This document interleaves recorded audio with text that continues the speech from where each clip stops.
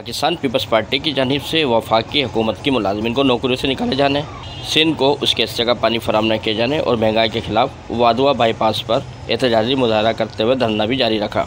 इस मौके पर वफाकी हुकूमत की जानिब से मुलाजिमिन को निकाले जाने के अमल, सिंध के हिस्से का पानी फराहम न किए जाने, जबकि महंगाई पर काबू न पाए जाने पर वफाकी हुकूमत के खिलाफ जियालों और जियालियों ने मजहबती नारेबाजी का सिलसिला भी जारी रखा।